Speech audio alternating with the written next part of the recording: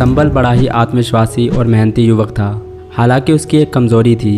जब कभी वह निर्णय लेता था तब उसके दिमाग में एक ही बात चल रही होती थी, लोग क्या कहेंगे। हर एक महत्वपूर्ण निर्णय लेने में वह हमेशा लोगों के बारे में सोचता था। एक बार उसका मन हुआ कि वह व्यापार करे। उसने अपने मित्र से व्यापार के लिए सलाह भी ली। उसके मित्र ने उसे नमक का व्यापार करने की सलाह दी, किंतु तभी उसके पड़ोसी ने कह दिया, अरे क्या तुम अब नमक बेचने वाले हो।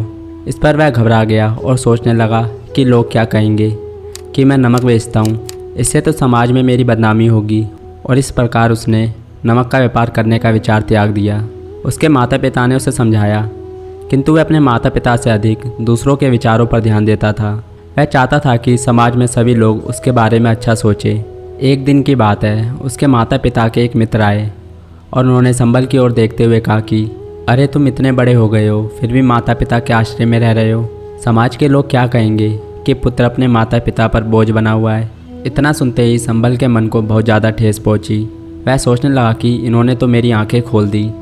अब अगर मैं अपने माता पिता के पास रहूँगा तब सबको लगेगा कि मैं अपने माता पिता पर बोझ हूँ।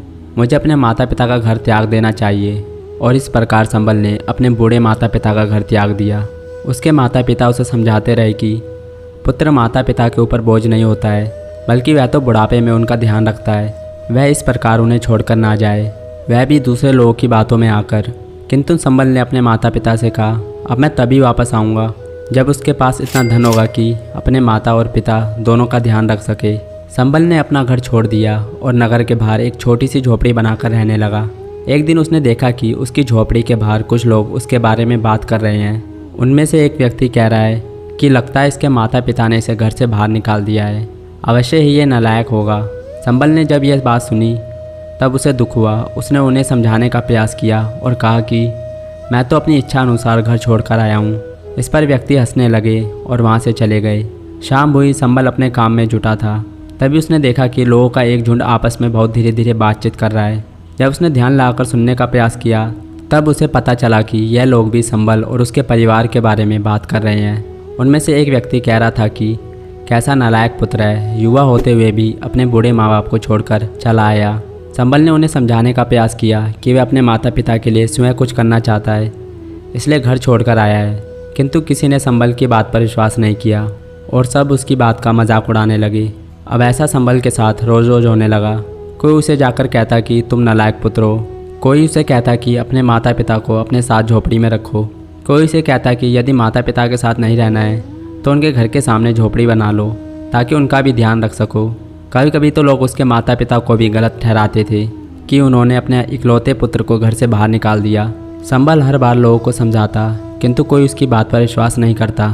इस प्रकार कई दिन बीत गए। वह परेशान हो चुका था। उसे समझ में नहीं आता था कि आखिर वह क्या करे। उसके मित्र रिश्तेदार प्रतिदिन उसके पास एक नई सलाह लेकर आते। आखिरकार हार मानकर उसने अपने माता पिता के पास वापस जाने का निर्णय लिया। वह वापस गया। फिर से लोग उसके और उसके परिवार के बारे में बात करने लगे। कोई उससे पूछता कि क्या तुम्हारे और तुम्हारे माता पिता के मतभेद खत्म हो गए, क्या तुमने धन कमा लिया, तुम्हें अपने माता पिता पर फिर से बोझ बनना अच्छा लग रहा है। लोगों की बातें सुन सुनकर संबल थक चुका था। वह मन ही मन बहुत ज़्यादा परेशान हो चुका था। उसकी समझ में नहीं आ रहा था कि आखिर वह किसकी बात माने और किस प्रकार निर्णय ले। सभी लोग अलग अलग तरह की बातें कर रहे हैं। यहाँ सबके अलग अलग पक्ष हैं। यदि वह किसी एक पक्ष की ओर जाता है तो दूसरा पक्ष उसके बारे में बातें बनाने लगता। एक दिन की बात है, वह परेशान होकर एक बौद्ध सन्यासी के पास गया। बौद्ध सन्यासी के पास पहुँचते ही वह फूट फूट कर रोने लगा।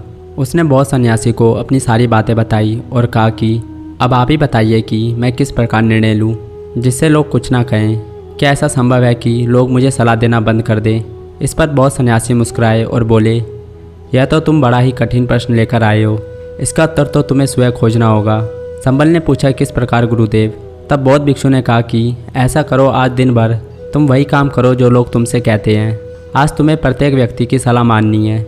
देखना तुम्हें यह समझ में आ जाएगा कि किस प्रकार से निर्णय लेना है। इतना सुनकर संबल वहाँ से चला गया। आज दिन भर उसने वैसा ही किया जैसा बौद्ध भिक्षु ने कहा था। आज संबल को जो प्रथम व्यक्ति मिला था उसने कहा कि तुम्हें अपना घर छोड़कर झोपड़ी में रहना चाहिए। उसने तुरंत अपना सामान उठाया और झोपड़ी में चला गया।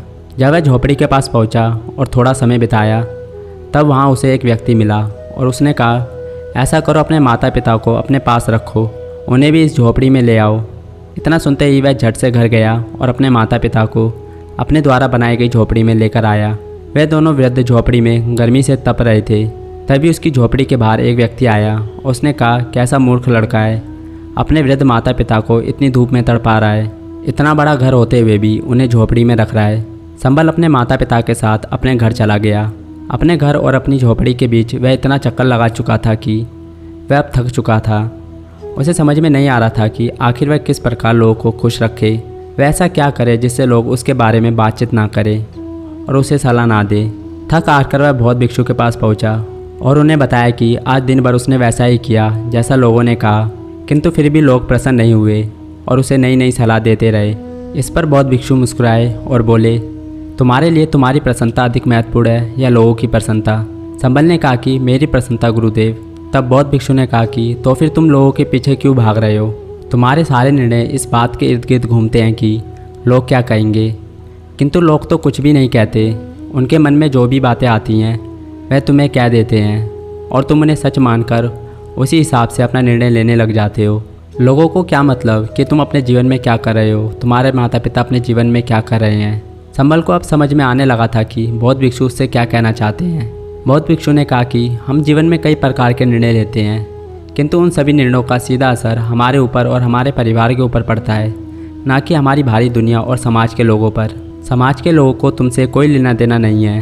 वह तो अपनी अलग अलग राय तुम्हें अवश्य देंगे क्योंकि तुम प्रत्येक व्यक्ति को प्रसन्न करना चाहते हो, किंतु क्या ऐसा संभव है कि तुम सभी को प्रसन्न कर सको?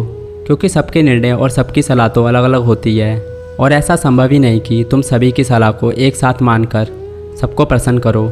इससे अच्छा तो यह है कि तुम अपनी प्रसन्नता को सबसे ऊपर रखो, क्योंकि निर्णय तुम्हारा है, जीवन तुम्हारा है। यदि तुम बार बार यह सोचोगे कि लोग क्या कहेंगे और उनके हिसाब से कार्य करोगे तो जीवन में तुम कोई भी निर्णय लेने में सक्षम नहीं हो पाओगे।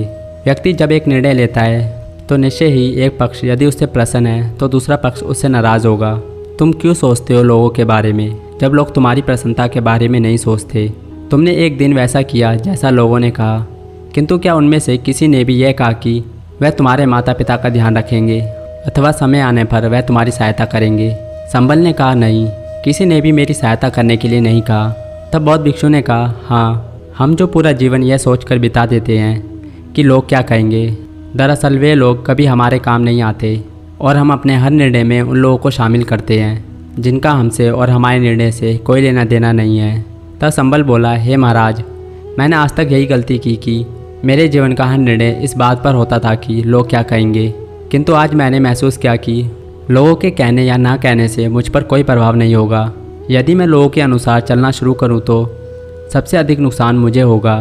तब बौद्ध भिक्षु बोले, हाँ, कई बार लोग तुम्हें इसलिए भी सलाह देते हैं क्योंकि दरअसल में वह तुम्हें भटकाना चाहते हैं। वह तुम्हारी कमज़ोरी जानते हैं कि तुम आसानी से उनकी बातों में आ जाओगे और वह जो चाहते हैं तुम वही करोगे।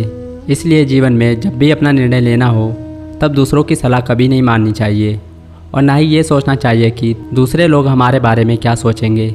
इससे कोई फ़र्क नहीं पड़ता कि कौन हमारे बारे में क्या सोच रहा है, क्योंकि उनके सोचने या ना सोचने से हमारा ना ही कोई फ़ायदा होगा और ना ही कोई नुकसान। जब कभी जीवन का निर्णय लेना हो तो अपने विषय में और अपने परिवार के विषय में सोचना चाहिए, ना कि समाज के बारे में। वे लोग जिनके बारे में सोचकर आप अपने निर्णय को प्रभावित कर लेते हैं, दरअसल में वे लोग भी वही कह रहे होते हैं जिस चीज़ के लिए उन्होंने आपको मना किया है। यह एक कटु सत्य है। अगर आप ध्यान से देखोगे तो पाओगे कि वे लोग जो आपके बारे में बात कर रहे हैं और आप यह सोच रहे हैं कि लोग क्या कहेंगे, दरअसल लोग आपको याद भी नहीं रखते, उन्हें आपसे कोई फ़र्क नहीं पड़ना। किंतु जब आप उनकी बातों को गंभीरता से लेंगे तब आपके जीवन पर ज़रूर प्रभाव पड़ेगा। इस प्रकार बौद्ध भिक्षु ने संबल को बताया कि लोग क्या कहेंगे इस बारे में कभी मत सोचो। सदैव निर्णय लेते समय अपने पक्ष और अपनी भलाई के बारे में सोचना। संबल ने बौद्ध भिक्षु को धन्यवाद दिया और वहाँ से चला गया। उसने निर्णय लिया कि आज के बाद वह अपने जीवन में कभी भी लोगों के बारे में नहीं सोचेगा। तो दोस्तों, उम्मीद है आपको ये कहानी पसंद आई होगी, और पसंद आई है तो वीडियो को लाइक, शेयर और चैनल को सब्सक्राइब ज़रूर करें। धन्यवाद।